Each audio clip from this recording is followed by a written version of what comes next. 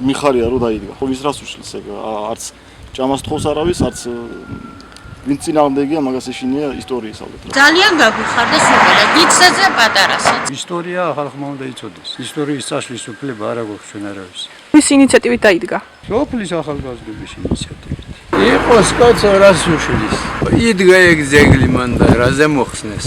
ის ხალხი ვინც ომობდა და თავი გასცირეს, იმათი არის და ეს რაღაც ეგ შენი წლებია რაც ეგ მან დგას, არავის არაფერს არ უშლის, საჭმელს არ თხოვს, სასმელს არ თხოვს და იყო გარბიც ვინაღადგინა ბიჭებმა მე მგონი. როცა იღებდნენ ძალიან წინააღმდეგობა გაუწიეს, მაგრამ ღამით შუა ღამისას აიღეს, რომ ხალხს არ ენახა, თორე ხალხი არ ააღებინებდა. იმით რომ მივიდა ხალხი, ბირჟაზე რომ გავიდა ხალხი უკვე იდგა. ეტყობა ვინცეო იმათ. ო, იმათ მოიტანეს აბა. არც უნდა მოიშვები. ღამე აიღეს 2 ღამე აიღეს, ვერავინ ვერ გაიგო. ვინ აიღო? მოუტანია როგორც ახლა წაღებული. და ეხლაც ღამე მოიტანა. აი, ეკაც თავიდან თავიდანვე არ უნდა აიღო. ბესრუთ გამენოდა, გაგვიხარდა და ვინ დადგა და ვინ ისაქნა არ ვიცი. მაგას ბევრი სიკეთე აქვს საქართველოს თუგაცო.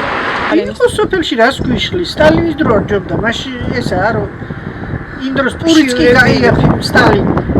შეიძლება ზოგისთვის ყველასთვის ხაზე კარგი ვერ იქნება. ვერასვალე მაგათვით დადგა. ეგ საქართველოსა ძალიან დიდი დაუგიყრა ეგ ძეგლ მოგვიჭირს. უნდა იდგა საბარო. ერთ გაიგეს როგორ დადგეს ის ძეგლი, ან სად იყო ის ძალიან ცუდი. მაშინ ღამე აიღეს. ეხლაც ღამე დადგეს.